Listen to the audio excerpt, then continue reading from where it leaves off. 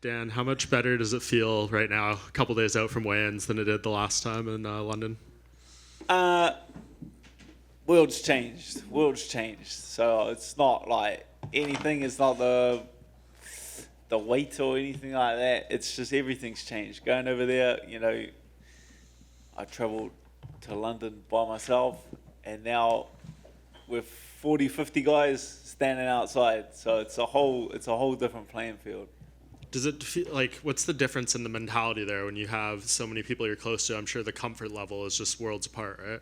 Yeah, it's not like they just showed up at the end. These are guys that we've been grinding in the gym with day in, day out for the last, I haven't had a day off for 2.5 months. So it's like, these are guys I've been with the whole time. So we've just taken whatever was there, and it's not like I feel like I've gone away. All of these guys that have been there the whole time have come over with me. And you can so it's just business as usual. The energy that we've been feeling for the last few months, we've carried over to New York.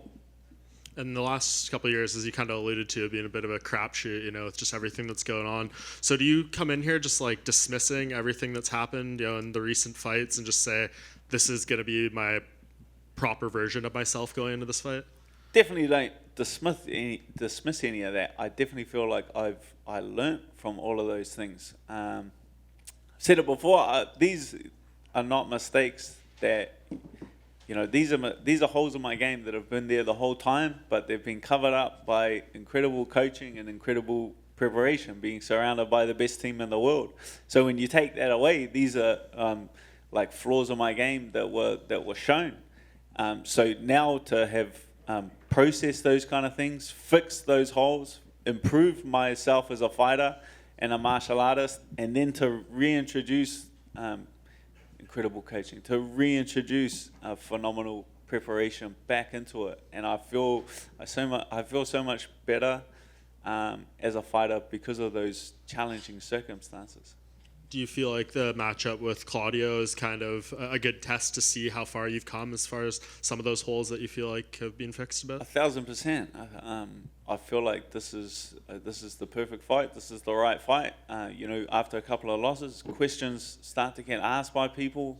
Does he belong here? Does he belong there? So I'm happy to answer them. This is a young, hungry kid on a good streak, a lot of finishes. This is a good test to prove where I belong in the division, to prove that I stand my ground. These are the guys I should be competing against. So I'm more than happy to take on Claudio.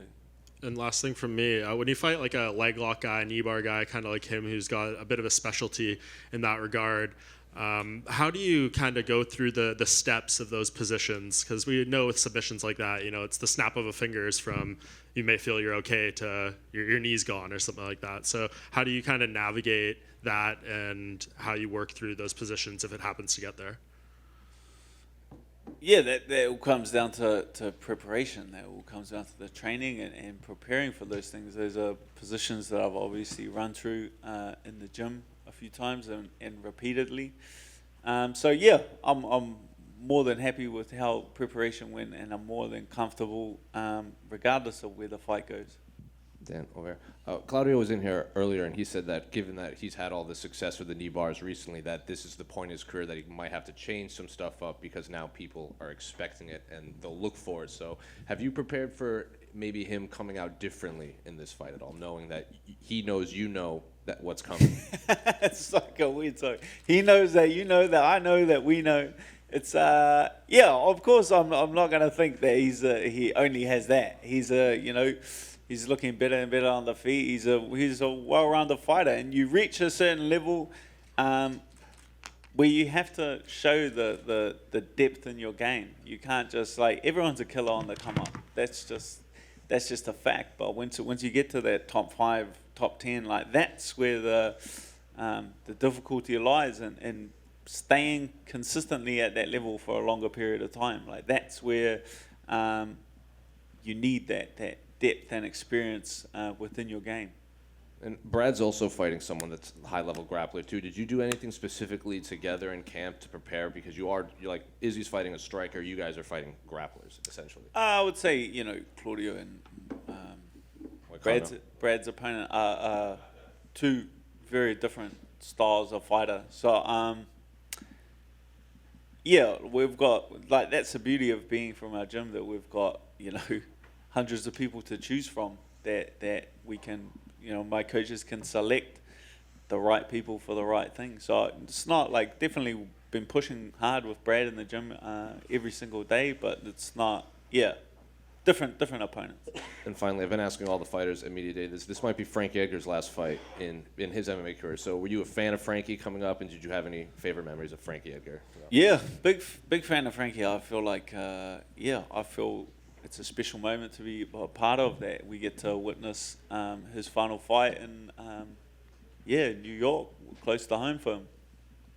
Dan, after a training camp like this, do you think to yourself, man, I've reached the pinnacle of what I can be. This training camp was so hard, I got through it, I'm here. Or do you go through a camp like this and think, well, if I can do it this time, I can improve on it, and I can see there's still room for growth, even though I'm operating at such a high level? Oh, you always need that room for growth. The second that you reach a position that you say to yourself that this is it, this is as good as I'm getting, that's only leads to decline. That's a constant mentality. No matter who you are, you need to strive.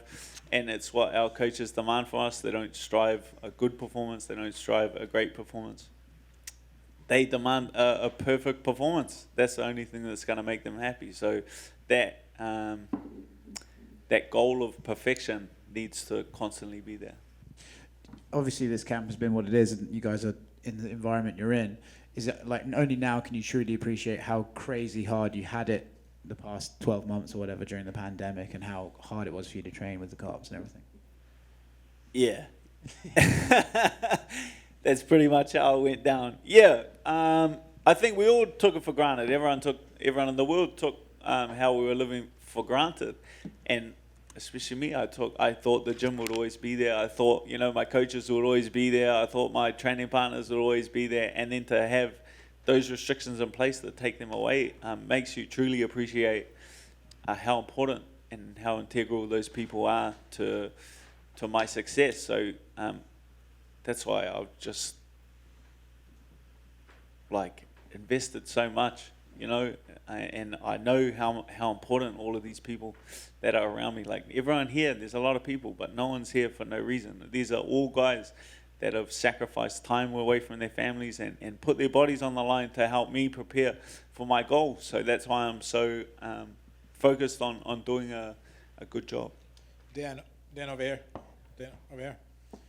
This card is absolutely loaded from the first fight of the night all the way to the main event. You're opening up the main card, the pay-per-view card. What does that say, how the UFC views you? Yeah, like the UFC's consistently given me exciting fights throughout my whole career. From my debut till now, I've consistently got great fights and exciting matchups, and that's just, I bring exciting fights to the table. You just talked about all the crew here, the team. Right before you, Brad Riddell's fighting. How hard is it for you to, prepare yourself, get ready for your fight, while also kind of root on your teammate? Yeah, I'm experienced enough that I can kind of put that in a box. I can, take that away. Regardless of his success, I'll be able to stay focused. I know he's going to do incredibly well, but I can, it's the benefit of doing this for so long that you can stay quite emotionally cold and laser focused on your own mission. You recently fought Arnold Allen. He's rising up the rankings, possibly next for a title shot. Your teammate is the champion, Alex Volkanovski, in that division. How do you feel about a matchup between those two? Yeah, that's a good fighter. I feel like Volk's next fight will be the Makachev fight, but once that kind of picture gets sorted out, that's another top contender. Like these guys need to, put on impressive performances and get the champs some more fights. Dan, just over here to your right, back in 2014 when you debuted, I think only James Tahuna and Mark Hunt were doing things in the UFC from New Zealand. Dylan Andrews. Oh, Dylan Andrews as well, there you go. Now 4 guys fighting at Madison Square Garden. Do you ever get a chance to reflect on just how far the sport's come down our way during your career? Yeah, that's something that's very special. that's a special thing to see how far the sport has come, and and I appreciate it as a fan.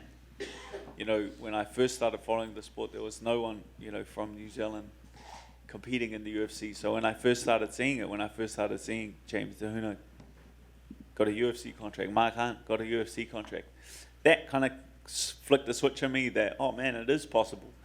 So that's when I started, you know, and then to get the UFC brought home to New Zealand, that's why I nagged so much to be a part of that card, because I wanted to, represent New Zealand inside that octagon. Now you got, 40 guys out here staying out at a mansion in New Jersey. Just, did you ever think it would get to this position where you've got so many Yeah, guys? the boys are getting pretty spoiled, if I'm being honest. We had the other day, we were at the gym training, and then a message came through that like there was going to be a celebrity. There's going to be a celebrity back home. So then the whispers start going around. The boys start buzzing. We're going, who's it going to be? Who's it coming? Oh, I think it's going to be Drake. I think Drake's going to come. Oh, no, I think it's going to be 50 Cent. I think 50 Cent.